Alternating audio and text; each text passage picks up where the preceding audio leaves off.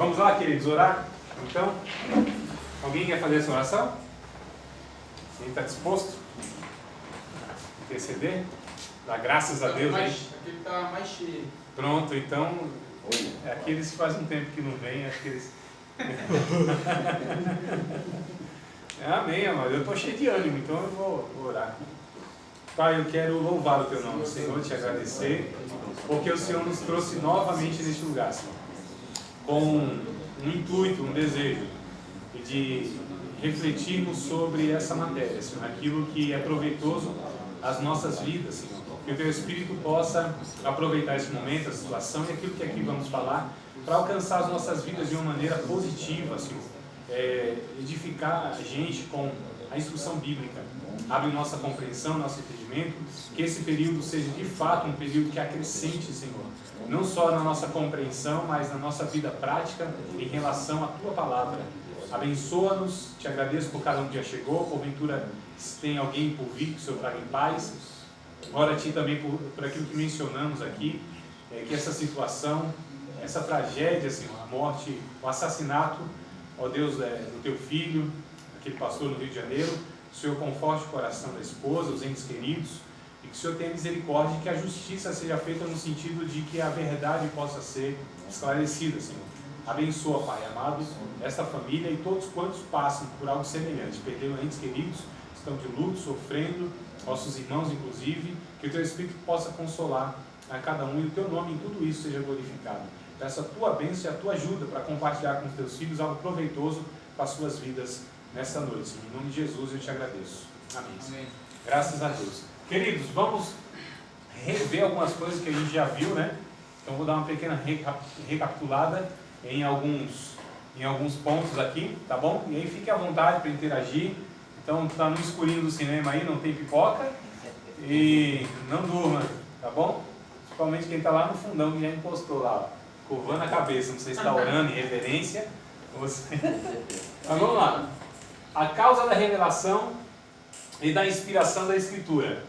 A Bíblia declara que Deus é amor, e o amor se comunica, né? A causa da auto-manifestação de Deus à humanidade foi seu amor eterno e incondicional. Deus em busca do homem dando o primeiro passo. Então Deus, ele precisou, entre aspas, ele precisou, não que ele tinha necessidade, mas Deus quis se comunicar com as suas criaturas, ou a sua criatura, que é o casal, que é a família humana, que é o ser humano.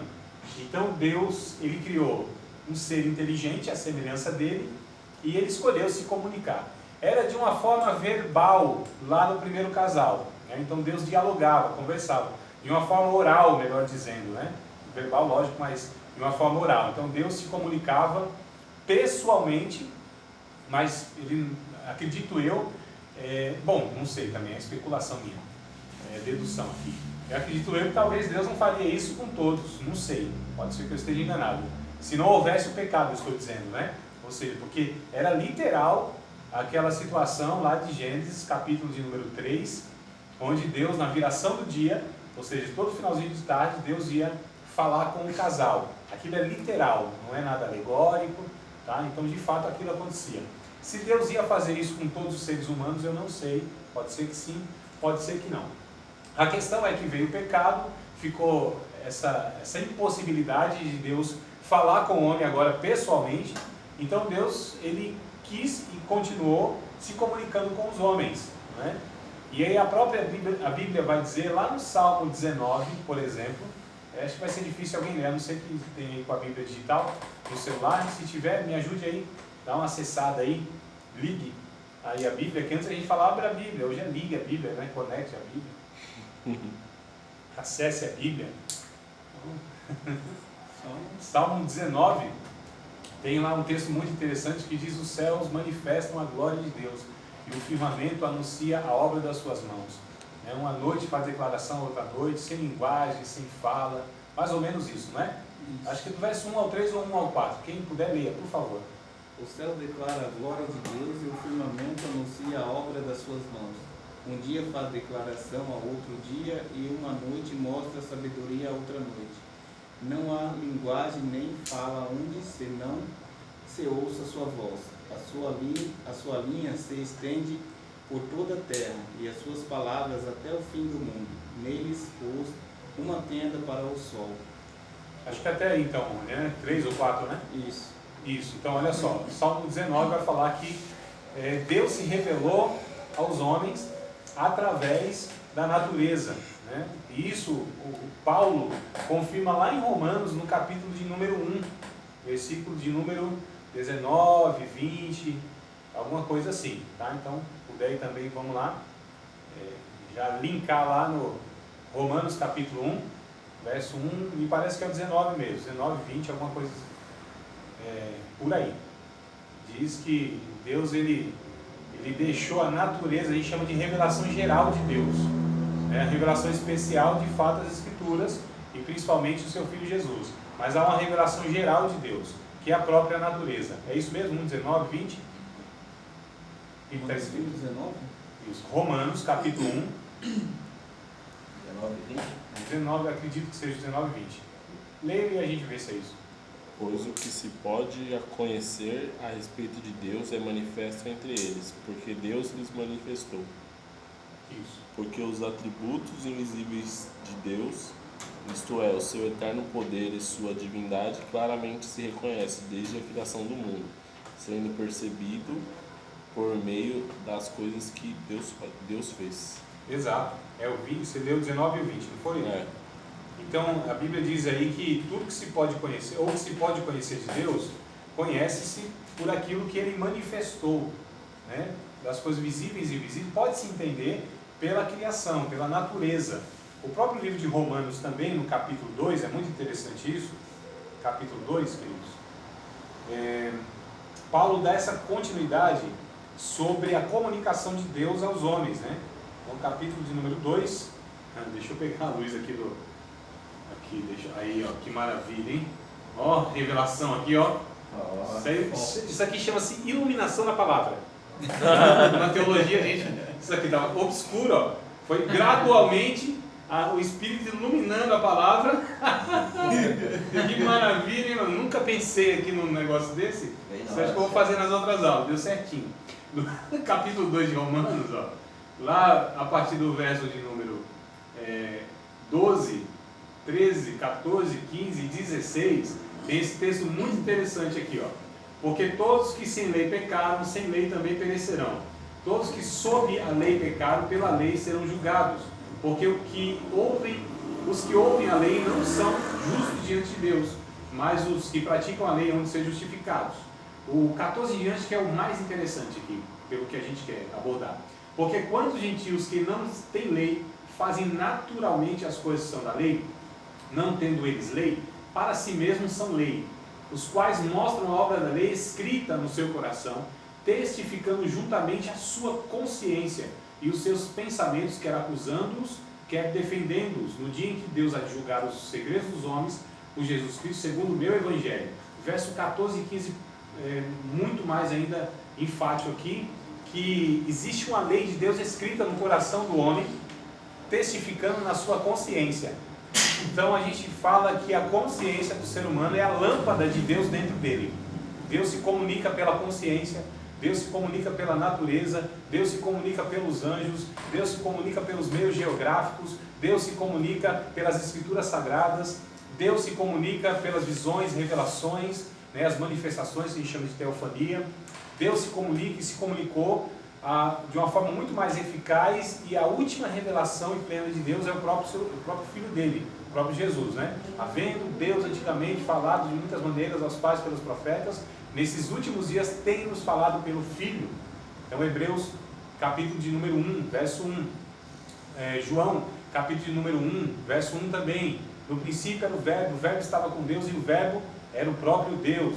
Verso 14 do capítulo 1, vai dizer que o Verbo se fez carne, habitou entre nós, cheio de graça e de verdade. Então Jesus é a última e plena revelação de Deus, comunicação de Deus e mais perfeita comunicação de Deus.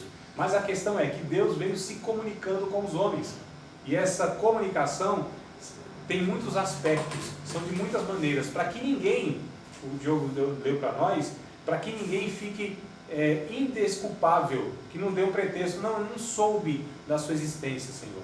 Não, a Bíblia está dizendo que sim, que a natureza deixou lá a marca registrada de Deus, ó, existe um Criador. Agora se a pessoa aceita ou não é outra história, mas Deus deixou lá a sua testemunha. Deixou dentro do homem, aqui nós lemos em capítulo 2, verso 14, 15, deixou dentro do homem uma consciência acerca do bem e do mal, do certo e do errado. De onde veio isso? Quem é o parâmetro? Então é o próprio Deus, né? A gente chama isso inclusive de algumas provas, são algumas evidências a respeito do Criador, que é a questão moral, a questão de onde vem, quem é que definiu o que seria certo ou errado. A questão da moral teve que vir de alguém, veio da onde? Do próprio Deus, né? Então ele é esse parâmetro, ele é esse ser que vai, não é uma questão cultural, não é que os povos antigos, o código de Hammurabi, não. Então Deus foi esse ser que colocou dentro do homem a questão do valor humano. Por que a gente julga que o ser humano ele é diferenciado de qualquer outro ser? Porque ele é a imagem e semelhança de Deus. De onde veio essa declaração? De onde veio isso? Né? Então é Deus que vem trazendo tudo isso através de comunicações. A escrita a gente vai ver que ela veio bem depois. Era muito forte a comunicação oral, tanto é que Israel sempre teve isso na sua cultura, era passar de geração em geração pela oralidade. Então as pessoas contavam aquelas histórias assim a respeito de Deus, né? Sete, que é um dos filhos lá do casal, do Adão, diz que ele se juntava lá com os seus descendentes debaixo dos carvalhais de Manre. Manre quer dizer ensinador, né? Então ele contava a respeito de Deus, e assim foi por muitos e muitos séculos que Israel preservou a sua tradição oral. Ou seja, e aí Moisés vem lá depois de milhares de anos, né? A gente está falando de Adão, milhares ou talvez milhões, irmãos. Aí vai depender do ponto de vista, da abordagem teológica, abordagem científica, e até a teológica mesmo tem essa questão que alguns pensam que a Terra tem 6.000 anos, é infante, né? É muito novinha. Outros acreditam que de fato teve bilhões de anos, e os dinossauros, e viveram... Então assim, são coisas que a gente não pode bater o martelo. A questão é que houve muito tempo, sim, muitos séculos, que essa tradição oral ela era a única forma de eles estarem passando de geração em geração a questão da respeito de Deus e tudo mais. Então a gente percebe aqui que esse Deus quis se comunicar. Esse Deus é um ser inteligente e ele decidiu se comunicar com os homens. Como que ele decidiu fazer isso? Né? Em última análise, pelo raciocínio, pela escrita, por aquilo que o homem começou a elaborar como comunicação. Então Deus ele foi inspirando os profetas, inspirando os homens, né, da Bíblia, e aí foi registrando lá nos seus livros e tudo mais a respeito de Deus. Muitas desses escritos, desses relatos, muitos deles, de fato, foi diretamente Deus falando com o escritor, e o escritor, não é questão de ditando, né, mas Deus trazia uma mensagem e eles registravam. Lembra de Jeremias? Abacuque não, meu Deus, Baruque, né? Me ajuda aí, qual era o escrivão lá do Jeremias? É Baruque? E agora, ninguém lembra? Mas tinha lá, acho que é Baruque o nome do cidadão, que era quem escrevia, né? Jeremias era o profeta, mas ele tinha lá um escrivão. E aí até que o rei pegou os escritos de Jeremias lá, mandou queimar tudo, e aí Deus ainda trouxe o mesmo relato e acrescentou mais ainda, e o Baruque escrevendo lá. Então, e outras não, eram relatos que eles iam, por exemplo, Davi, ele compôs diversas músicas e ficaram lá nos Salmos, e se tornou, não é que se tornou, né? É que Deus conduziu tudo aquilo para que de fato se entrasse. Amados, Deus foi conduzindo todos esses homens, nós vimos nas duas aulas. Jonas também. Jonas, sim. João. Tudo que vocês... O Apocalipse, no caso. O Apocalipse, né? Principalmente o Apocalipse, né? O Evangelho, nem tanto. Os Evangelhos é um caso à parte, né? Nesse sentido, comparado. Principalmente Lucas. Lucas foi aquele que investigou mesmo. Então é o cara mais, entre aspas, a gente podia falar, o cara mais técnico, e que Deus usou muito mais a naturalidade de Lucas, né, do que os outros, que o João, por exemplo, na Ilha de Patmos, aquilo é revelação pura. Ou seja, aquilo não foi algo que ele observou e ele foi escrevendo. Não, aquilo foi visão mesmo, apesar de ser abstrato, mas era real. Ele descreveu uma realidade abstrata, mas porém não era fictícia, alegórica, né? Então de fato Deus abriu literalmente os céus, né? Mostrou o céu pelo lado de dentro, como a gente fala, os pentecostais gostam de falar, né? Deus mostrou o céu pelo lado de dentro e tal. Mas os outros demais, aliás, Deus conduziu isso de várias maneiras, né? Deus teve, é o que nós lemos em Hebreus 11:1, Deus falou de muitas maneiras, muitas maneiras. Então, as visões, as revelações, as manifestações de Deus, os fatos naturais, os registros históricos. Diga. Estava lendo aquele livro lá, Fator Melquisedeque, eu lembrei de um texto, que ele fala assim, que Deus não deixou o mundo sem testemunho. Aí ele traz até base bíblica, que é em Atos capítulo 14, verso 17. Opa, eu quero ler esse texto também. Deus não ficou sem testemunho, mostrou a sua bondade, dando-lhe chuva do céu e colheita nos tempos certos, nos tempos certos, concedendo-lhes sustento com fartura e um coração cheio de alegria. Isso, enchendo o coração de vocês de alegria. Eu estou na Bíblia, eu não estou... Tá aí. Você está sem muita revelação, tá coberto aí. Esqueci o celular. Mas é isso aí mesmo, a questão é essa mesmo, né? Paulo, nessa ocasião, nesse texto aí, está falando para os pagãos que foi Deus que sempre conduziu a história humana e sempre cuidou do ser humano. Esse é o que Paulo aborda aí. Deus sempre cuidou de vocês, dando alegria, nunca se deixou sem testemunha. Qual foi a testemunha de Deus aí que Paulo está falando para os pagãos?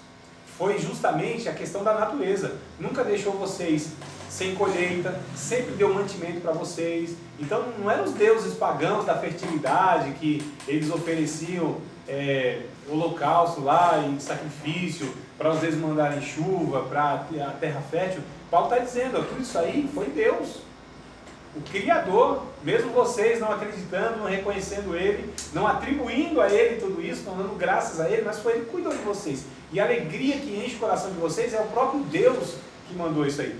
Tudo o que é bom, tudo o que é perfeito, toda boa dádiva, olha só, vem de Deus, do Pai das luzes, vai dizer Tiago no capítulo 1, verso 17. O capítulo 17 de Atos, o Paulo ainda tratando com os pagãos, na sequência dessa passagem, o verso 28, se não me falha a memória, ele vai dizer assim, olha, nele nos movemos, existimos, respiramos, como diz um dos seus profetas, somos dele, sua geração. Que Paulo está dizendo, olha, tudo existe em Deus, tudo se move em Deus, é Ele que cuida de todo mundo, é Ele que está se revelando desde sempre, através de muitas maneiras. Então o Fator Melquisedeque, que é esse livro que o Erickson está citando, aborda justamente isso. Por que Fator Melquisedeque? Vai remeter lá ao Melquisedeque que apareceu a Abraão, o cara aparece do nada, sem pai, sem mãe, sem genealogia. Da onde saiu aquele cara? Ninguém sabe, não há um registro histórico dele, né?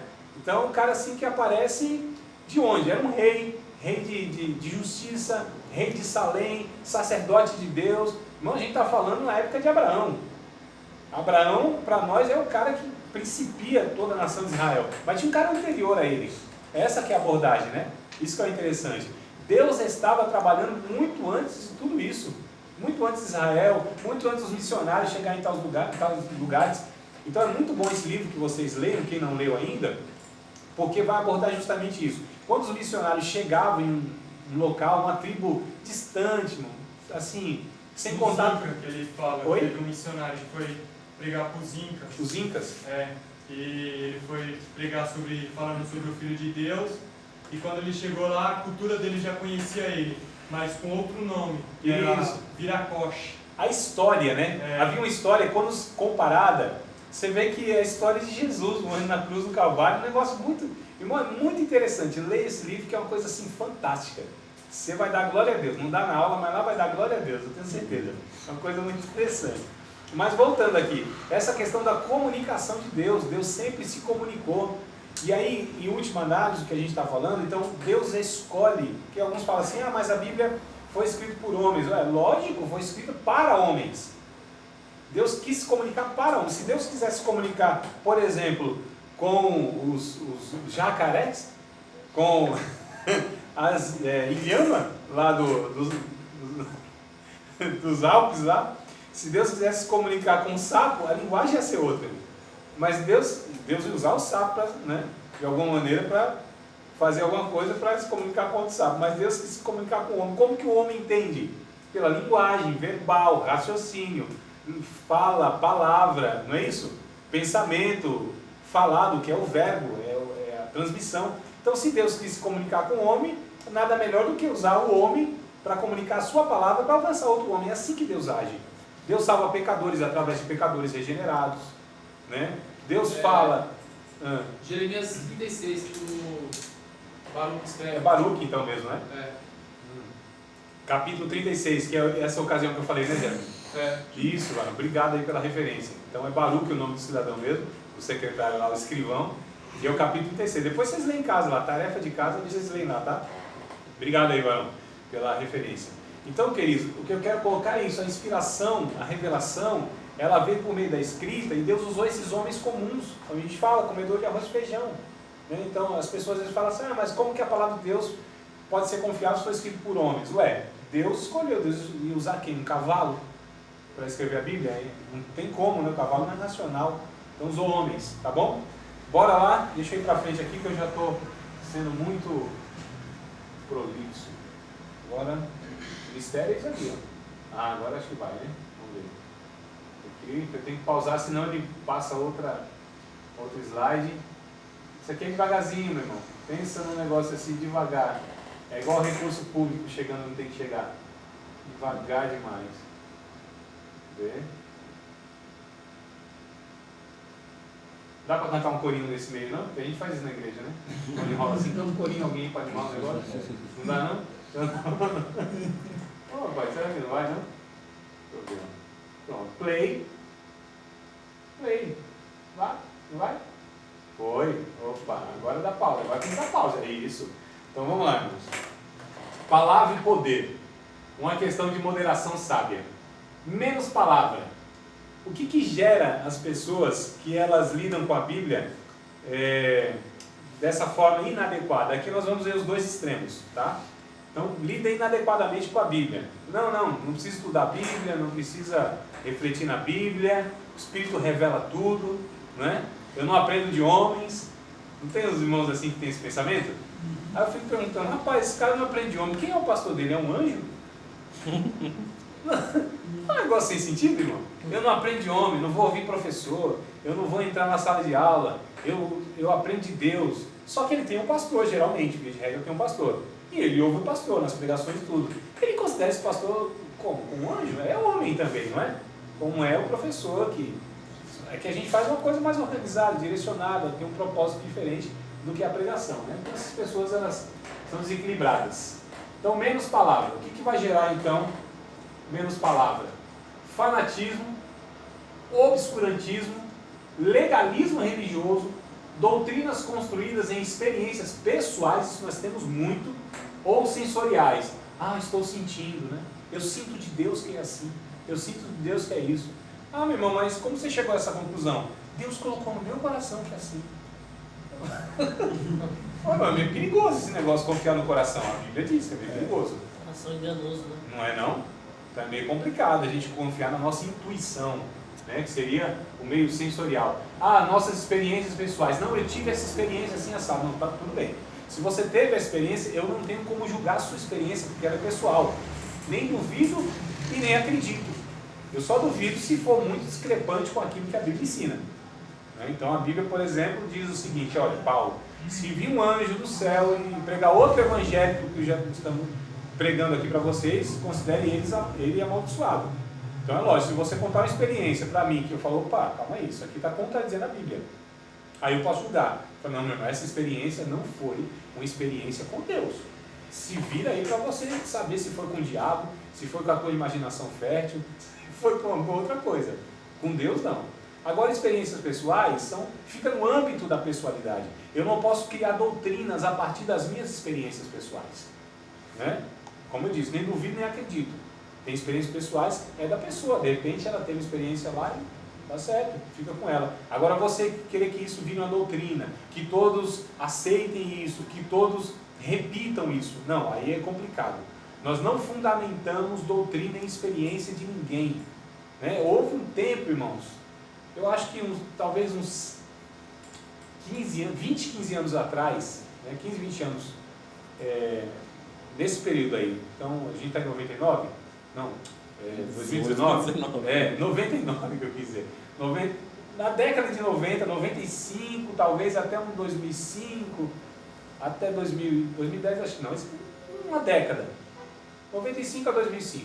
Eu ouvia muitos relatos a respeito de irmãos que tinham sido arrebatados, tinham sido levados ao céu e ao inferno também. E aí cada relato, irmãos, falei, não, calma aí, isso aqui não pode ser. Por que não pode ser? Porque a Bíblia não diz que o inferno é assim, assim, assado. Então estava contradizendo as Escrituras Sagradas. E nós temos a única fonte de referência para a verdade. Nós não temos outra. Então as experiências pessoais, elas não são fonte de base para que a gente afirme coisa nenhuma. Absolutamente nenhuma. Tá certo? Então a gente precisa tomar muito cuidado com essas questões aí para não confundir. Então, experiências pessoais, sensoriais, né? Estou sentindo. Não, eu não tenho direito de sentir nada quando eu vou declarar uma doutrina, uma verdade. Aí não, jamais. E tem mais uma coisa. Tudo o que Deus comunicar comigo, André, ou com qualquer um, seja por meio de um sonho, seja por meio de uma profecia, mensagem profética, seja por meio de qualquer outro meio, jamais pode, aliás, todas essas comunicações supostamente de Deus têm que passar pelo crivo da Bíblia. A Bíblia já fala isso? Então tá certo. Se a Bíblia não fala, não pode ser aceito. Não pode. Deus não vai contrariar a sua própria palavra. Isso é um absurdo. Não tem como. Que Deus é esse? Deus de confusão? Não é. Então, é por isso que muitas vezes Deus falou isso e isso, olha, é para avisar a igreja, né? Manda geral aí. um áudio no WhatsApp, né? Manda aí para geral, para a igreja, que Deus disse que está no final dos tempos e que o amor de muitos ia esfriar. Meu Deus, está escrito na Bíblia, já está dando a revelação. Deus precisou mostrar isso num sonho, não sei o que, não está escrito na Bíblia. Então eu acho que é uma coisa assim, desnecessária, né? Eu, André, penso assim. Eu, André. Tá? Então, mediocridade e ignorância. Então isso aqui vai gerar tudo isso aqui, ó. Mediocridade do conhecimento da verdade de Deus e a pura ignorância. No Brasil, principalmente a ala pentecostal, né, do evangelicalismo no Brasil, vai acreditar em tudo, é impressionante, menos na Bíblia. Os caras acreditam em tudo, menos na Bíblia. Quando você vai falar da Bíblia, fala, não é assim não. Então, por exemplo, se eu pego uma liturgia pentecostal, onde todo mundo fala línguas estranhas ao mesmo tempo, e não há um intérprete, o que a Bíblia diz a respeito disso, amados? Caramba! Só o Edson que leu o texto?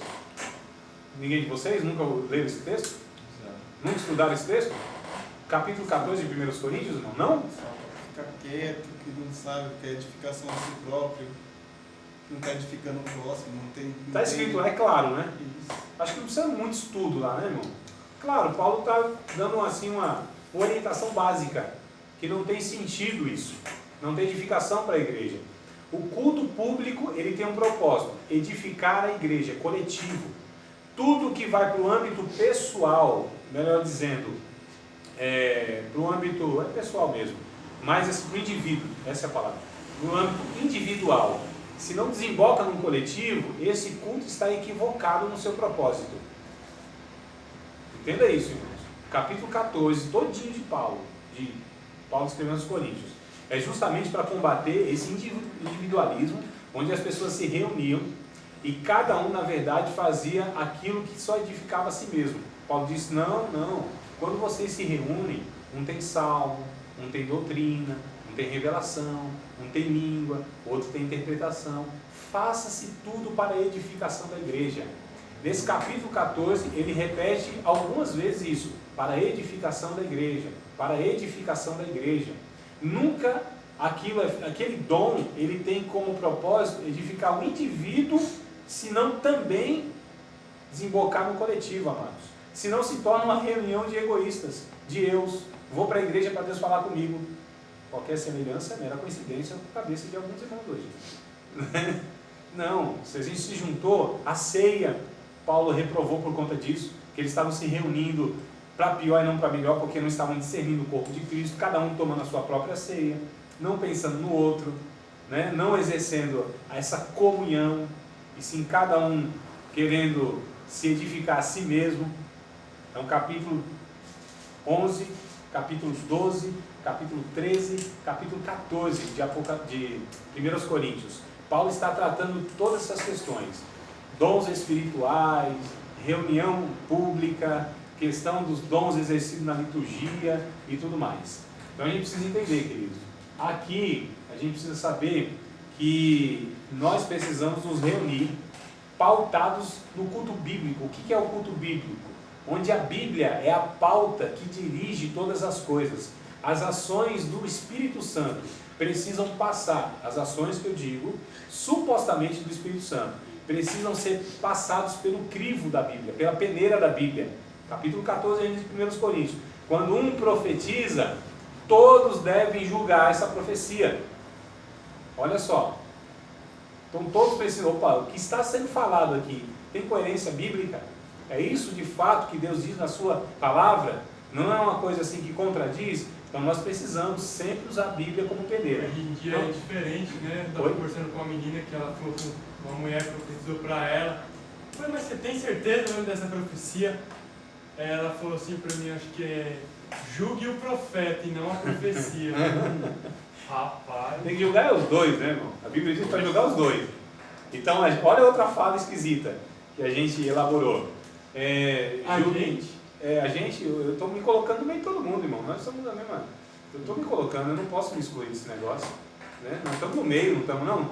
A gente precisa responder por todo mundo. Eu preciso abraçar esse pecado que é da minha família. Tem uns irmãos que estão equivocados, eu considero como irmão meu. Ou não, amado? Vai ter cada irmão, hein? Vai continuar aí. É como diz o outro, né? Deus tem cada filho, né? Mas são nossos irmãos, não são, irmãos? E não éramos nós em outra ocasião? Então a gente precisa tomar muito cuidado para às vezes não malhar os irmãos e a gente se colocar acima dos erros, né? Outra hora era nós que estávamos cometendo esses erros e nós cometemos alguns hoje. Então a gente está no processo. Eu tenho uma cautela muito grande eu tomo cuidado para que muitas vezes a gente ensina, combate muito erro, aponta muito erro, e eu tenho uma preocupação muito grande de eu me colocar acima de tudo isso, irmãos. Nós não estamos isentos de erros, né? Então a gente precisa tomar muito cuidado. Então vamos abraçar aí, porque se nossos irmãos estão errando, faz parte também, nós fazemos parte disso de alguma maneira ou de outra. Então, e é o nosso dever alcançar, porque é muito fácil a gente criticar sem tentar fazer nada e alcançar esses irmãos. É muito fácil a gente se reunir numa sala e falar, está todo mundo errado, e tá não sei o que e tal, mas o que a gente está fazendo para que a gente também alcance esses irmãos e tente amadurecê-los, instruí-los e trazê-los para um evangelho mais adequado. Né? Então a gente precisa tomar muito cuidado e eu percebo que isso aí nem sempre as pessoas fazem, esse exercício. É porque é muito mais fácil, né, irmão? Malhar os irmãos, deixar tá todo mundo errado e tal, mas Daniel... Mas eles não querem, professor. Nós não queríamos, às vezes, em alguma época... errado ainda. Não, mas não tem problema, irmãos, não tem problema. Nós... Pensa que você é o sabidão. Isso, mas a gente vai sempre insistir, de alguma maneira, a alcançar esses irmãos. O amor deve estar acima de tudo. São preguiçosos, não querem Não aprender, tem só problema. querem ouvir, Mas bênção, errado, vitória. vai errado até o final. Não tem Quando você problema. fala assim da Bíblia, que isso está errado, mas está tem gente que não coloca na cabeça. Eu sei, é Mas falar que difícil. é errado, que difícil você de é sei, egoísta, que você se acha. Eu sei de tudo isso, eu enfrento tudo isso. Não adianta. Minha peleja é de quase 20 anos, entendeu? 12 anos de sala de aula, inclusive com alunos que resistem também, alunos. Vêm para a teologia, né, e com essa resistência, mas nós precisamos ter sempre esse olhar de amor, de misericórdia, de paciência. Eu sei que paciência tem limite, a gente usa a longanimidade. Eu estou vivendo a longanimidade já faz tempo, a paciência já esgotou. Então assim, a gente precisa sempre ter essa cautela, porque senão a gente se coloca acima desses irmãos, é perigoso. Porque o que Deus também, o trabalho que Deus teve para alcançar a gente, irmão, você acha que foi fácil? Hoje a gente tem um entendimento, tem um interesse, mas você acha que quem colocou tudo isso? E para vencer as barreiras e os obstáculos, as dificuldades? Ou a gente já nasceu pronto, assim, já foi tudo a minha maravilha? Não foi, irmão. A gente sabe que não. Sabe que não. A gente sabe que teve uma... Para Jesus nos alcançar, meu Deus do céu, é um negócio muito complicado. E aí, se aqueles irmãos que oravam por nós, insistiam em evangelizar, davam testemunho, se eles desistissem, talvez nós não estaríamos aqui, né? Aqueles irmãos que de repente, eles pregavam de tal maneira, tentavam nos ajudar e colocar em nós esse desejo pela palavra. Se eles não tivessem feito isso e desistido, faz, esse povo não quer nada com nada, né? Eu faço a minha parte. Então a gente sempre precisa tomar cuidado, queridos. A gente sempre precisa se colocar no meio de todos, porque somos parte de um todo, tá certo? Então sempre eu vou insistir. Eu como professor, pode ter certeza, tem um monte de aluno que me deixa triste por ser preguiçosos. Estão no curso, só Deus sabe por quê. Porque às vezes eu fico pensando, por que esse cidadão vem? O cara não assiste a aula direito, não lê o livro, não falta e não assiste. Eu não estou falando de uma ocasião ou outra, estou falando de um aluno que você vê assim, que é totalmente desinteressado. Tem uns que vêm na aula e fica assim, sabe, pensando, só Deus, o Senhor me revela o que esse cidadão está pensando. Mas imagina só, eu preciso estar insistindo, eu preciso estar perseverando nisso. Então nós precisamos ter essa postura.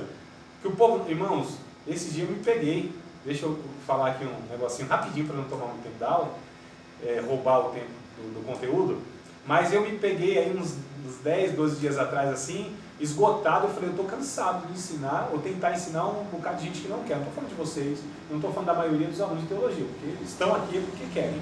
Mas um monte de gente que a gente tenta ensinar, orientar e não quer, despreza, sabe, debocha da gente e tal. Mas eu estou lá, o meu papel é tentar alcançá-los. Se eles querem ou não é outra história, não compete a mim.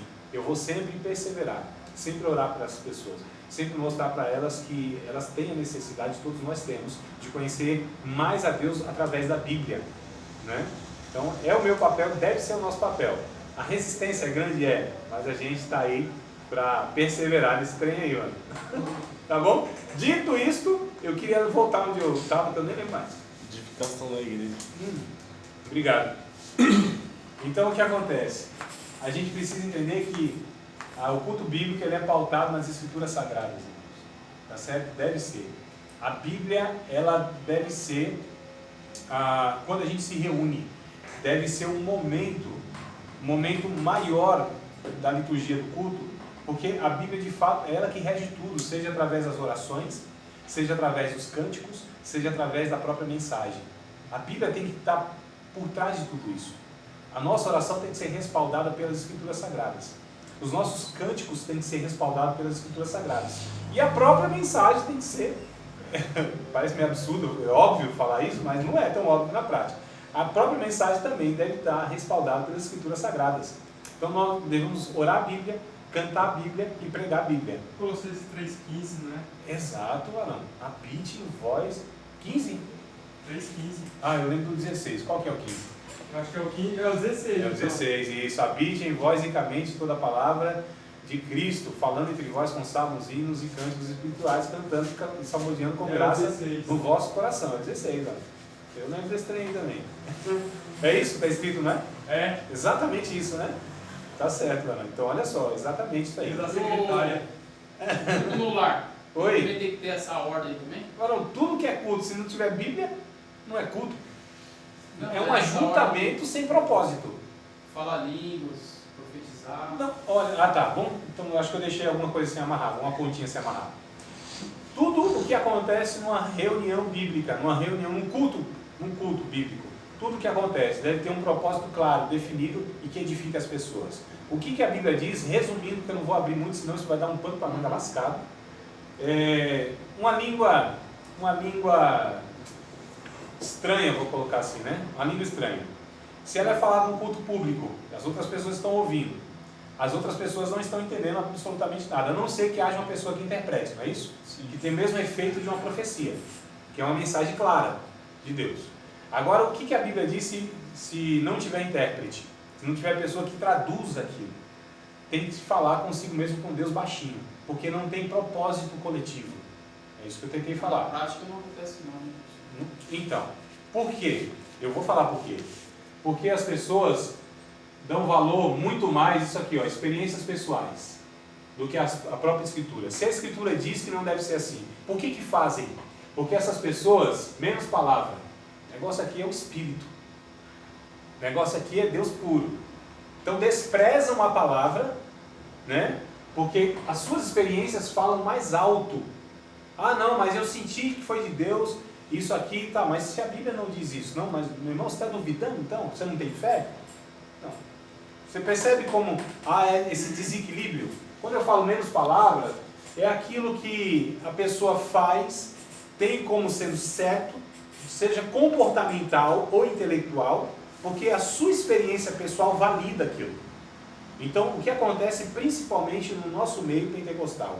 Eu falo com propriedade porque eu sou do meio pentecostal, eu me considero pentecostal, irmão, tá certo? Então eu tenho direito de falar. Eu não sou um histórico falando dos pentecostais, não é? Então eu estou criticando de dentro, e sempre fiz isso. Mesmo congregando em igreja pentecostal. Hoje não congrego mais na igreja pentecostal, mas sempre congregando, a minha fala sempre foi a mesma. O que acontece? Então, o que valida é a experiência pessoal. Aí é complicado.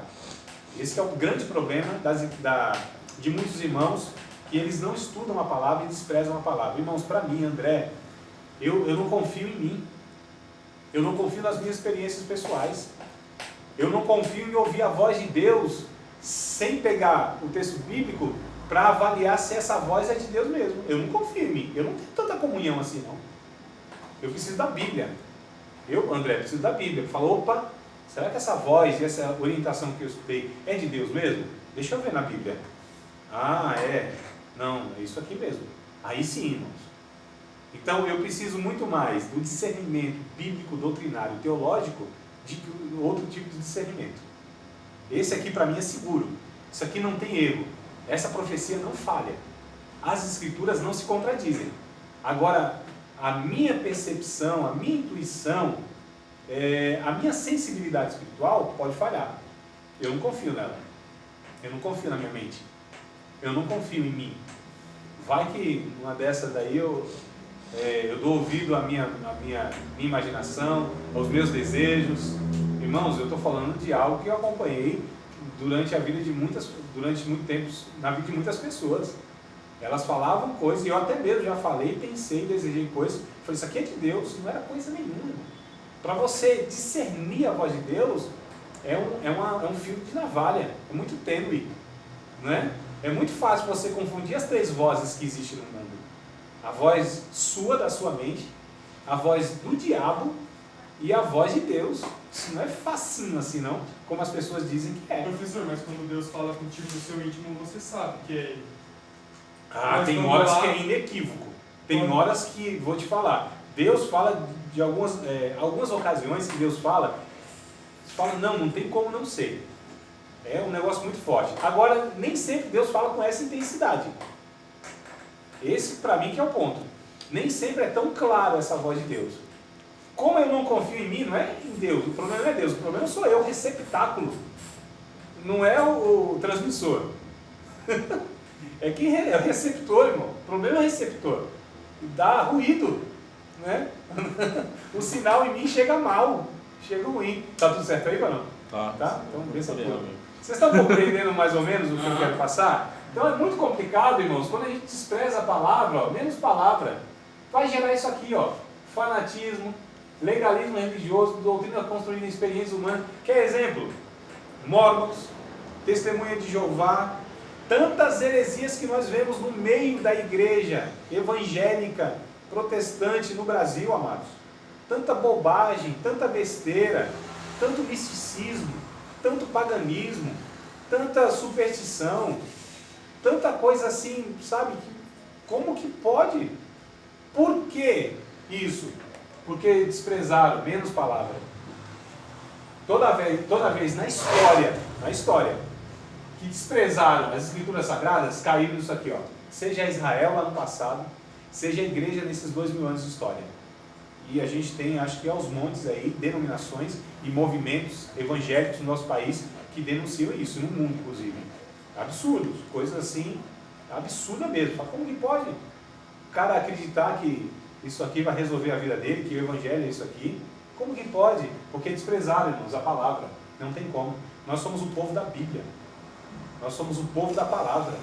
Toda vez que se despreza o texto bíblico, os homens andam segundo as suas vaidades, as suas loucuras, e são facilmente conduzidos pelo diabo nos seus enganos doutrinários. Paulo disse, eu temo, segundo aos Coríntios capítulo 11, eu temo que assim como a serpente enganou lá no Éden o casal, eu temo que também vocês de alguma maneira sejam afastados da simplicidade que há em Cristo Jesus. E ele continua falando no capítulo 11, para mim, Paulo dizendo, para mim não é maravilha que o diabo, ele se transfigure em anjo de luz, que os seus ministros sejam ministros de justiça aos olhos das outras pessoas. Então o que tem aí de pregador das escrituras, do evangelho, que são na verdade ministros do diabo, amados, porque o diabo também vocaciona e chama pessoas para o ministério. Já falei isso aqui em outra ocasião para vocês. O diabo também chama para o ministério. Queridos, deixa eu perguntar. Um pastor é contra o estudo bíblico teológico. Um pastor é contra o investimento pesado em missões. O pastor não faz nada, o líder religioso, o pregador, quer que seja, o pregador itinerante, quem quer que seja que usa da palavra, se ele não dá ênfase a questões familiares, se não é um pregador, um pastor, aquele que usa da palavra, e ele dá ênfase à questão de como a igreja deve servir o mundo, fala para mim, quem é que está usando essa pessoa? É o Espírito Santo, irmãos? E quem que chamou essa pessoa para um ministério? Se não dá ênfase com aquilo que a Bíblia dá ênfase, se não dá prioridade com aquilo que a Bíblia dá prioridade, quem é que está chamando e vocacionando e usando essas pessoas? É o Espírito Santo, queridos? Eu duvido. Eu, André, duvido. Então o diabo também chama pessoas para o ministério. A outra ocasião, estou generalizando. A ocasião da ignorância. Agora, quem que também é muito interessado na ignorância dos pregadores? É o Espírito Santo? Oh meu Deus, que discurso pesado da bexiga é esse? Pessoas que querem usar o Espírito Santo e não permitem que ele as use. Então, menos palavras isso aqui, ó. E aí valida, né? Porque Deus me falou, Deus está me comunicando agora, Deus não sei o que, não duvide, porque senão você está duvidando de Deus. Não, amados. Nenhum homem na fala é infalível. Nem professor de teologia, nem pastor fulano de tal, nem pregador, não, ninguém. Ninguém, irmãos. Então todos nós devemos passar qualquer homem, embora seja usado por Deus. Aí é outro mal nosso. Nós achamos porque o Espírito Santo usa através de dons espirituais, tudo quanto essa pessoa fala e faz é aprovado por Deus. Aqui está onde mora o perigo. É esse nosso critério, essa nossa avaliação. Nossa, o cara lá orou e Jesus curou mesmo a pessoa de enfermidade. Aí ele fala um monte de coisa. Oh, pô, se Deus usou, então tudo que ele está falando também é de Deus. Não, irmãos. Aqui que é onde mora o perigo.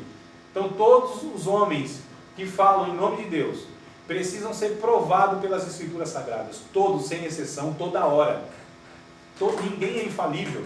Eu, André, posso estar ensinando alguma coisa para vocês aqui, que de repente não seja exatamente assim. Qual que deve ser o papel de vocês? Conferir nas Escrituras. Ou vocês vão cegamente confiar em mim, depositar a vida de vocês em mim, o ensino meu. Embora não, mas o André é bem intencionado, a gente já percebeu que ele é uma pessoa sincera, honesta, tudo bem. Eu também acredito que eu sou tudo isso. Mas eu sou infalível? Claro que não, irmãos. Ninguém é. Então, quando o apóstolo Paulo estava pregando para um povo, esse povo disse assim, rapaz, esse homem está falando, mas a gente vai fazer alguma coisa aqui que a gente deve fazer. Olha, Bereia. Escrituras, ó. Vamos ver se esse homem está falando aí. E eles investigavam tudo o que nas Escrituras estava escrito para ver se 17 e 11, né? 10 e 11, para ver se o que Paulo estava falando, o apóstolo Paulo, o homem usado por Deus de uma maneira extraordinária, mas o que Paulo estava falando, se as Escrituras confirmavam, que é o crente bereano, né? Aquele prudente, aquele que confere. Então, queridos, ouvir um sermão, ouvir uma aula, vá na Bíblia, vá investigar se aquilo que foi falado tem uma procedência, se faz sentido na vida, se é assim mesmo. Então, essa é a minha recomendação para os alunos e para qualquer um que me ouve, seja no aconselhamento, seja numa pregação, seja numa aula, numa palestra, qualquer forma que eu use a palavra de Deus. Se o que eu estou falando de fato é bíblico, no sentido que tem coerência bíblica. Ou, de repente, é uma viagem minha, uma opinião pessoal minha. E aí tudo isso pode ser questionado, o que não pode ser a Bíblia. Nada podemos contra a verdade, a não ser pela verdade. Segundo aos Coríntios 13, verso 8. Se não me falha a Professor, memória. mas vamos lá, uma situação que o pregador esteja falando alguma... Sei lá, o pastor convida um pregador de fora, ele vem, prega e acaba pregando uma doutrina errada. Não dá pra consertar. Eu Então, acho que não dá. Para consertar, É. o pastor vai ter muito trabalho para consertar aquilo que essa pessoa bobagem falou. Acho que já teve um caso aqui. Teve que se explicar no próximo culto sobre algo errado que o pregador falou. Agora eu, você... eu não lembro de ter acontecido aqui, mas tipo, em alguma vez, eu fui uma vez numa festividade que o cara falou um negócio que tava muito errado. Muito errado. fora. Eu não lembro muito bem o que era, eu sei que ele tava falando alguma coisa sobre Jesus, só que ele meio que... Ele tenta colocar como se tivesse algo pra você, tipo, pagar preço, sabe? Uhum. Alguma coisa nesse sentido. Que o que Deus fez ali, mas você tem alguma coisa a mais pra fazer. Entendi. Que aí é muito complicado porque você está ferindo um princípio da graça. Aí é complicado. Ontem eu ouvi uma mensagem, a mensagem foi muito boa, deve ter sido 50 minutos, 1 hora de mensagem. Mensagem muito boa. Embora algumas afirmações lá não tinham sentido, pé nem cabeça, não era bíblico. Mas não era algo que... Eu vou dar um exemplo entre outros, né? Esse é o mais tranquilo. Ele estava afirmando lá no texto que a distância lá era 12 quilômetros, mas é 11 quilômetros. Ah, por causa de 1 quilômetro ninguém vai falar, é um herético, né? O cara vai desviar o outro por causa de Depende carro da medida, errado. né? Depende da medida. Hã? É 1 quilômetro. Não, 11. Não, tá. Não. É o caminho de Emaús lá, né? Ele fala do Lucas lá, o caminho de Emaús. Tem Bíblia que traz não sei quantos estádios, mas no cálculo lá dá 11 quilômetros, ele estava falando que era 12 e tudo mais. Uma coisa assim que não... Também, irmão, a gente não vai ser tão chato para falar, opa, o cara errou, não. Às vezes até mesmo a questão do raciocínio na hora você se atrapalha um pouco. Isso não infrói nem como tribóide, não fede nem cheira. Não vai determinar a salvação de ninguém.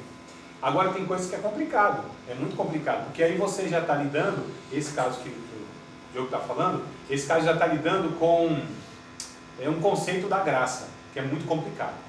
Então quando você atinge algo soteriológico, ou seja, que pode determinar, irmãos, nada é neutro, se a pessoa ela entende aquilo, se ela absorveu aquilo, possivelmente ela vai fazer isso uma prática de vida, de alguma maneira, isso vai ter uma influência positiva ou negativa a partir do entendimento.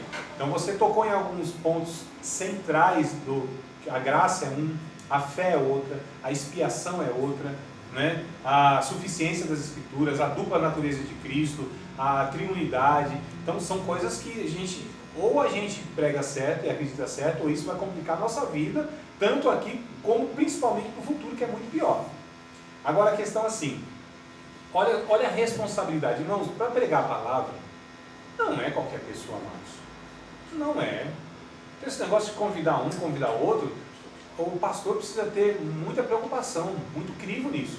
Mesmo porque depois ele vai ter muito trabalho para desfazer uma fala, uma bobagem.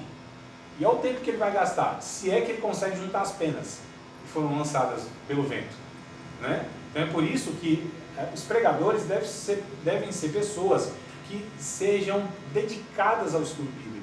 Infelizmente, muitos que pregam não são estudiosos da palavra. Muitos. Eles pregam, mas não estudam a palavra. Ou fizeram um cursinho lá atrás, um curso básico de teologia, e acha que aquilo é suficiente. Querido, quem usa a palavra deve estudá-la o resto da sua vida diariamente, com muita seriedade, com muita preocupação, com muito temor em falar alguma coisa, e deve comunicar aquilo que para ele é claro, que para ele, inclusive, está entendido. Como eu posso falar de algo que eu nem entendo direito? Né? Como que eu posso ouvir ontem e repassar amanhã? Eu preciso investigar que isso demora, isso leva tempo, isso leva esforço. Não é fácil o ministério do pregador, do ensinador. E para mim, todo que prega tem que ensinar. E todo que ensina, automaticamente prega. E todo que pastoreia também prega e ensina. Não pode ser ter um e não ter o outro. Né? Infelizmente, nós temos pastores que não estudam, pregadores que não estudam, aí é muito complicado. Aí, não se estudando o negócio não é fácil, né? Fazendo o que se tem que fazer, a lição de casa, estudar a Bíblia, ter uma vida de oração, ler livros, isso já é complicado porque a Escritura a gente já percebeu que, rapaz, não é fácil a gente chegar a uma conclusão, né? Como deve chegar. Então é muito complicado. Então as pessoas se dedicando já é difícil, mas a gente desprezando, ó, vai ser um negócio muito complicado mesmo. Então isso aqui é um extremo, né? Menos palavra, né? Estudar a palavra não. Mas tem o outro lado da moeda também. Menos espírito, desprezo ao poder de Deus, gera intelectualismo, ritualismo, formalismo, religiosidade sem conversão. Que é aqueles caras assim que tem igreja, para você dar um aviso lá no púlpito, você tem que ter mestrado. É um negócio, não é? Então também não é assim, irmãos. A gente estuda, mas a gente confia, e só confia na graça de Deus. E nunca a gente deve desassociar estudo com vida piedosa. Pergunta assim, qual que é mais importante, qual que é mais vital mesmo assim, que é o indispensável? A vida de oração ou a vida de estudo bíblico? Aí eu pergunte para um passarinho, qual das suas duas asas é mais importante? Qual seria a resposta? As duas. Então não tem como você falar um é mais importante do que a outra. Os dois são de igual importância. Vida de oração, vida piedosa, vida aos pés da cruz, vida de joelho, vida de renúncia da carne, renunciando inclusive à pretensão de que o meu intelecto será suficiente para compreender a revelação de Deus, ou melhor, a iluminação de Deus por meio da sua revelação. Então uma coisa não pode estar desassociada da outra. É o cara que é um acadêmico, é um intelectual, que acha que tem resposta para tudo, é um cara que quer citar a Bíblia, sabe, e falar das dificuldades humanas e acha que tem resposta para tudo. E aquele cara, tem cara que é chato de ouvir, embora tenha um conhecimento, mas não tem graça, não é? A gente chama de unção, né? Mas não tem vida no sermão. Não tem ação do Espírito Santo para que através da palavra, do ensino, da exposição, alcance a alma das pessoas e dê vida espiritual, irmãos. Aí é outra questão. Então despreza-se muitas vezes o poder de Deus. Despreza-se essa vida contínua de oração, essa dependência do Espírito Santo. Eu posso até conhecer o texto quando vou dar aula para vocês.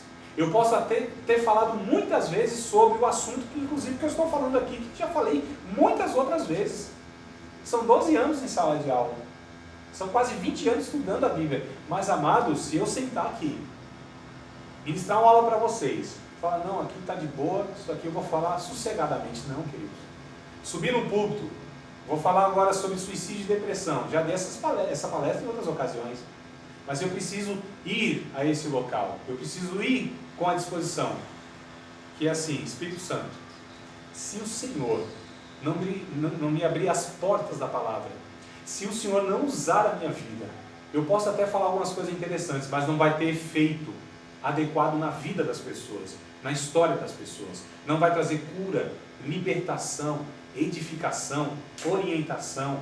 Não vai trazer a vida de Deus na vida dessas pessoas. Então a gente precisa ter muito cuidado nessa questão. Muito cuidado. Então quem estuda a Bíblia de uma maneira contínua tem que tomar cuidado para não desprezar e achar que agora dá conta de algumas coisas, ou que domina o assunto e vai assim na força do seu poder, na força do seu braço. Como diz o texto que nós citamos aqui, né, que enganoso é o coração do homem. Maldito é o homem que confia no homem, faz da sua carne o seu braço forte. Não é maldito o homem que confia no outro, o texto não está falando isso. Jeremias 17, 9, é isso mais ou menos, não é? Maldito o homem que confia no homem, ou seja, em si próprio. Esse texto está falando isso. Maldito o homem que confia em si próprio e faz da sua carne o seu braço forte e não confia no Senhor. Essa é a questão, amados. Então olha só, são os dois extremos. Menos palavra, precisa não. O Espírito está na hora, o negócio aqui é fresquinho. O negócio de marmita requentada não dá certo. Né? Meu irmão lá que trabalha comigo, ele é assim. Se fosse só ele, estava bom, viu? O Espírito Santo deu uma palavra para ele pegar na sexta-feira. Ele abriu a palavra e... Ah, mas se o cara for um monstrão na Bíblia, eu acho que ele chega nesse nível. Assim. Abre em qualquer lugar lá e prega. Ai.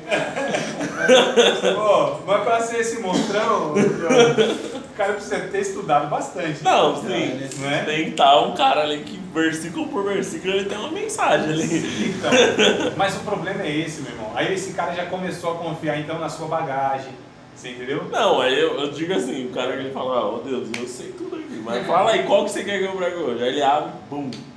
Olha, Caiu ali, ele escolhe qualquer um e prega. com toda a humildade, viu? Não me Ele abriu a entendam, Bíblia assim, caiu lá. não me entendam mal, com toda a humildade. O texto que eu pegar na Bíblia, eu acredito que eu tenho condição de abordar alguma coisa. Qualquer um, meu irmão. Eu, André, me entenda. Eu me orgulho da minha humildade, viu? Me entenda. O que eu estou dizendo é que eu lido com a Bíblia há 20 anos, estudo a Bíblia há 20 anos. Eu já li a Bíblia diversas vezes, já estudei alguns livros da Bíblia, versículo por versículo, e faço isso, irmão, nada mais do que conhecer a Bíblia. Isso é minha obrigação, não tem nada de mais nisso. O texto que eu abri na Bíblia, qualquer texto, eu acho, André, que eu tenho condição de abordar alguma coisa. Agora o problema é esse, eu vou confiar em mim. O problema é esse, irmãos. E não funciona assim na exposição da palavra. Existe um teor da mensagem que o pregador, nem ele mesmo sabe. Deus usa, amados, e nos conduz uma mensagem, muitas vezes, tem parte da pregação que nem o pregador conhece, na verdade. Né? A gente prepara a mensagem, mas a entregá-la, a gente percebe que não foi exatamente daquela forma. Então o Espírito Santo nos conduz antes, durante e até depois da mensagem. Essa que é a questão. Agora o problema que eu vejo é isso, é essa pessoa às vezes confiar. Então há dois extremos. Se a pessoa aqui, ó, Deus vai me dar a palavra aqui, deixa essa aqui. Não é assim que a gente lida com a Bíblia. Aí não, eu acho que o Espírito Santo não tem compromisso com gente preguiçosa não, amados. Eu tenho a convicção que o Espírito Santo não alimenta, não nutre a vagabundagem de ninguém nesse sentido. Nem outros também, mas eu digo assim, na questão bíblica. Então um pregador, o cara não estuda o texto, não conhece o texto, não tem a clareza do que ele quer passar para outras pessoas, que é homilética lá, né? A questão da homilética, você precisa ter um texto, você precisa ter um conteúdo, não é? Você precisa ter uma mensagem, e eu preciso, minimamente, saber que mensagem é essa que eu estou passando para os outros, ter a clareza disso. Irmão, aqui é mistério, nem eu estou entendendo o que eu estou pregando. Um negócio meio sem sentido, sem pé. Mas eu acho que esse negócio assim, precisa do menos palavra ali, é porque, tipo assim, normalmente, eu acho que 90%, quando aceita Jesus, ele não vai ser convidado, vamos lá em casa para ler a Bíblia. A maioria vai convidado para ir para o monte, vigília, tipo, ele segue muito mais o caminho de, tipo, poder, manto.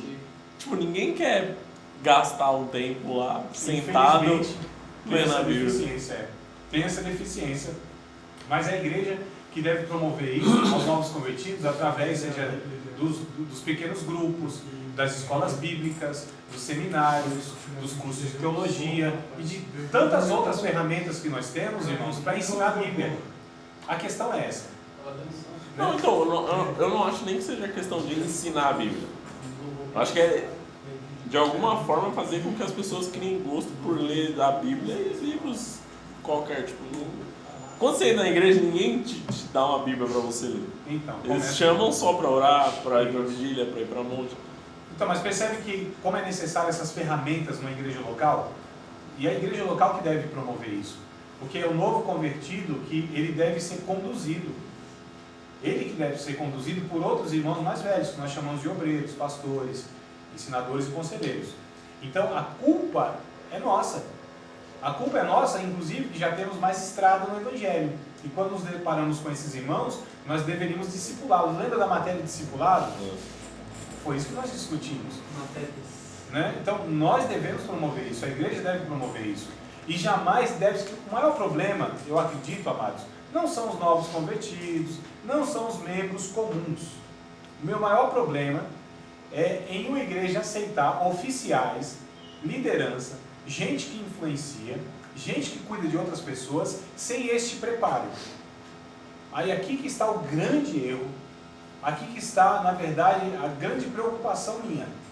Essas pessoas chegaram a ser pessoas que influenciam, que cuidam de outras pessoas e não têm um mínimo conhecimento bíblico, nós aceitaríamos que um cirurgião, aliás, uma pessoa fosse fazer cirurgia, você passou por algumas cirurgias, né, Nessi, até pouco tempo atrás, né? A pessoa, o cara lá, fala assim, ô Nessi, fica de boa, pode deitar aí na maca aí que eu vou fazer a cirurgia. Aí outro fala assim, ó, não, fica tranquilo, ele tem experiência nesse negócio aqui, tem experiência. O cara vai transplantar seu coração, mas é de boa. Aí você fica imaginando, rapaz, será que é um cirurgião mesmo, assim e tal?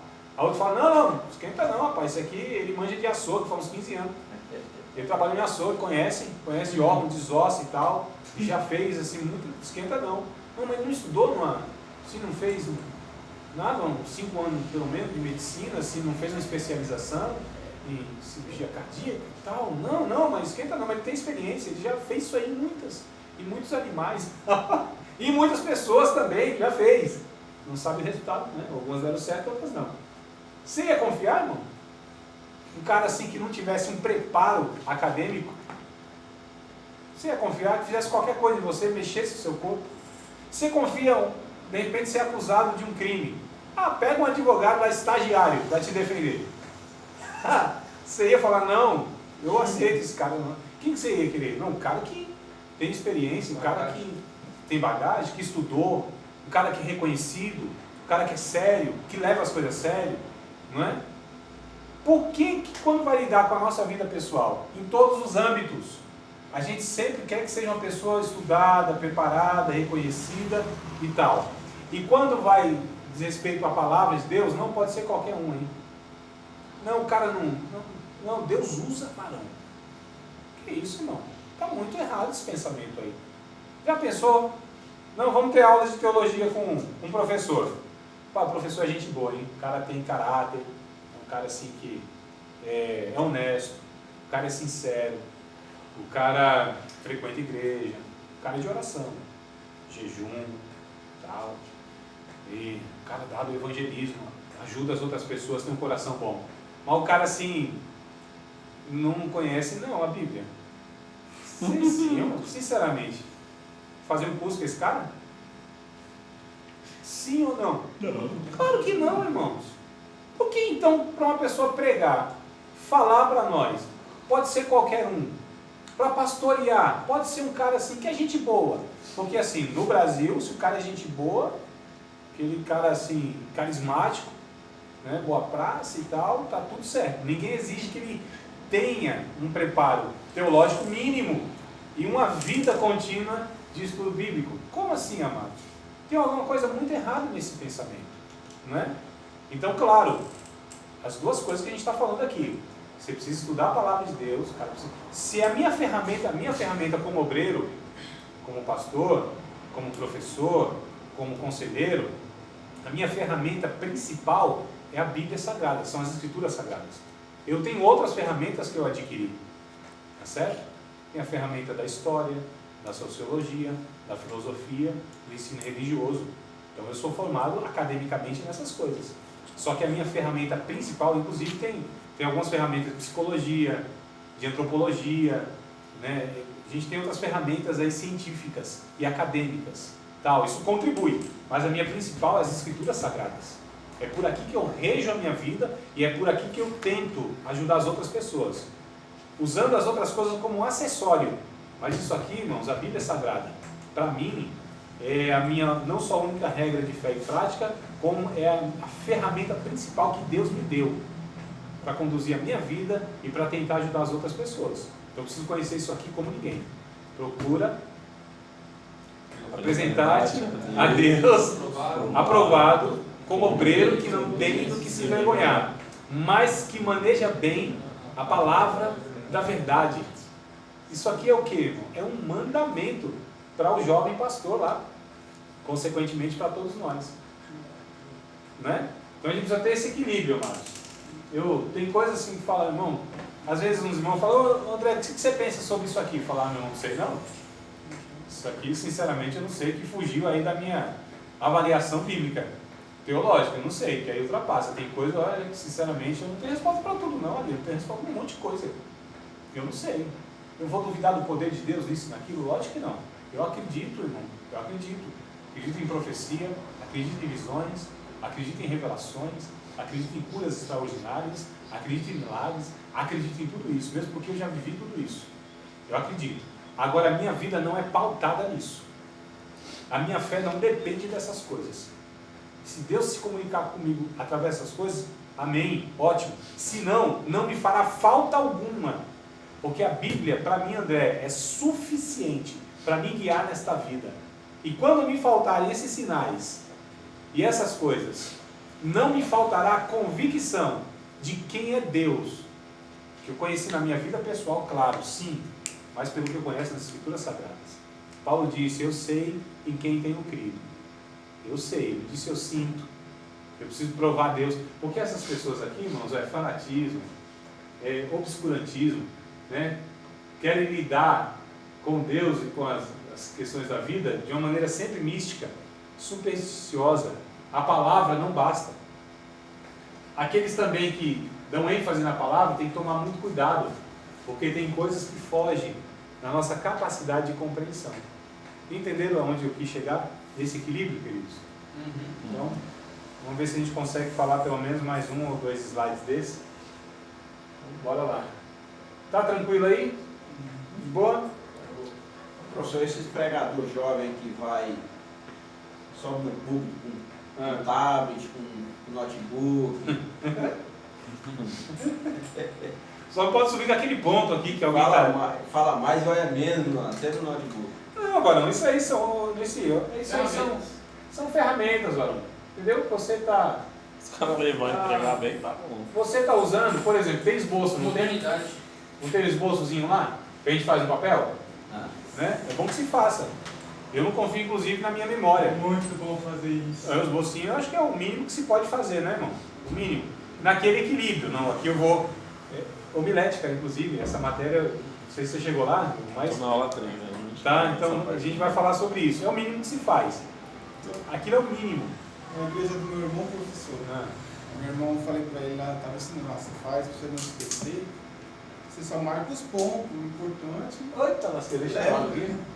Tem alguns professores até que... Aí ele achou que ele ia trazer uma palavra de abertura, né? Que Sim. igreja e tal, e ele ia falar o que ele achava. Só que aí o pastor deu ênfase à pregação. Aí o pastor mesmo trouxe a palavra de abertura e disse, não, irmão, deixa você de lado aqui, depois você traz outra oportunidade. E o pré-eleitor trouxe um esboço. Sim. Ele trouxe o esboçozinho lá e começou a pregar. E o pastor olhou assim, foi lá e puxou o esboço dele lá e quando o irmão foi para um canto assim, para falar da Bíblia e tal, tava pregando. Aí quando ele voltou para ler de novo o esboço, já não estava mais lá. Aí o pastor puxou, achou que não era errado isso. Errado é a atitude do pastor. Sim, Claro que é, meu irmão. porque foi extraído da Bíblia. Ele surrupiou. Os ladrões não darão reino do céu. Você roubava. Rapaz, parece que eu penso que eu já vi tudo na vida. Isso aí, olha só. Eu nunca vi. Então ele usou outro para distrair e surrupiou. Roubo é roubo, de esboço de Bíblia é roubo, irmão. Oh, meu Deus do céu, que coisa sem pé nem cabeça. Jesus amado. Queridos, que coisa. Olha, Deus nos chamou para sermos diferentes. Alguns estão sendo esquisitos. Isso é esquisitíssimo. Meu Deus do céu, Jesus dos crentes. Coisa, né? Ah, meu Pai, palavra e poder, uma questão de moderação sábia. Os dois extremos são perigosos. Equilíbrio entre o conhecimento da palavra e o poder operante do Espírito Santo. Mateus 22, eu acho que nem é o 27 não, tá, irmão? Acho que eu errei eu acho que é o 30, 22 e 29. 22 e 29, né?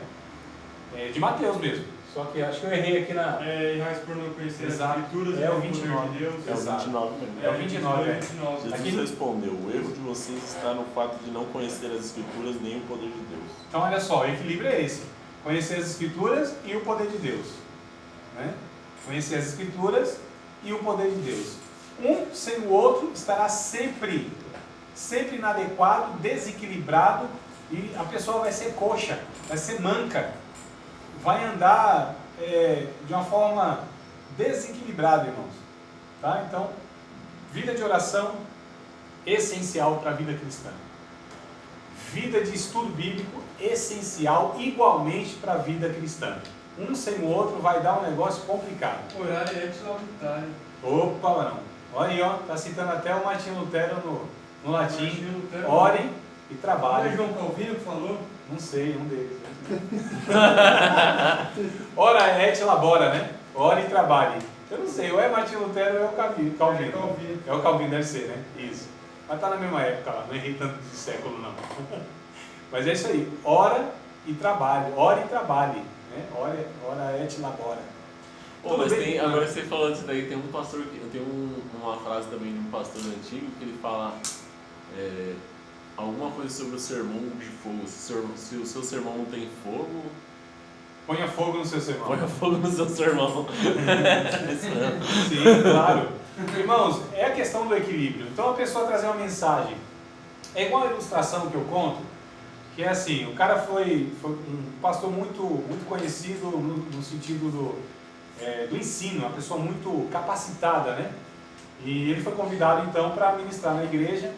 O tema era o Salmo 23. Então ele trouxe toda a explicação cultural, aquela coisa toda, né? Nos originais e tudo mais, explicou, irmão, todo o contexto, quem escreveu e tal, ensinou, trouxe aquele negócio assim acadêmico e tal. Isso aí foi num domingo de manhã e ele ia só viajar no domingo lá, no final da noite, e ele decidiu, falou, vou ficar no culto, né? No culto do encerramento, no domingo à noite. E aí quem prega foi outro irmão muito simples, inclusive da igreja, né?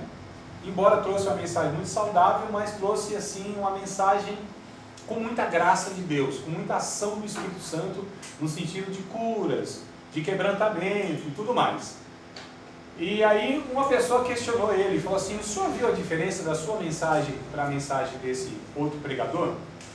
Foi o mesmo texto, o texto era o mesmo. Ele disse, meu irmão, e humildemente ele reconheceu, falou assim, eu vi. Mas qual é a diferença? Por que teve toda essa diferença? Assim, é porque eu conheço o Salmo 23. Eu conheço o Salmo 23, como poucos. Mas ele conhece o Salmo do pastor. O pastor do Salmo, melhor dizendo, 23. Então ele conhecia o pastor do Salmo e ele conhecia o Salmo do pastor. Entenderam a diferença? Tem que se unir os dois, não tem, irmão? Conhecer o texto e conhecer aquele que inspirou o texto. Conhecer as escrituras e a letra, mas conhecer o espírito da letra. Então esse aqui é o desafio que nós temos, né? É eu transmitir a palavra de Deus na sua exatidão, mas com vida, com graça, onde alcance, porque o que alcança a vida das outras pessoas não é o intelectualismo, não é o ensino em si frio, acadêmico, intelectual, mas é a exposição da palavra encharcada com a presença do Espírito Santo, transformando as outras vidas e libertando aqueles que ouvem a palavra. Esse é o grande desafio que nós temos, né? A igreja do poder é a igreja da palavra. A pessoa que estuda a palavra, mas a pessoa quebrantada.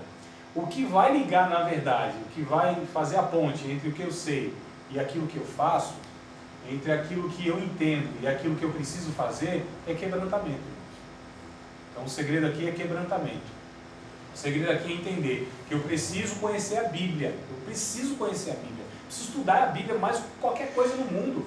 Então vocês fazem faculdade, farão faculdade, os jovens estão aí cada vez mais sendo exigidos, né, na sua formação acadêmica para qualquer coisa, irmão. Então, para você ser um gari, estou falando de uma questão simples, não desprezando. Para você ser um gari, você precisa ter ensino médio, porque o ISO aí está exigindo das empresas que um faxineiro tenha ensino médio, né? Algumas ocupações aí que relativamente são simples, está exigindo já uma formação universitária, superior.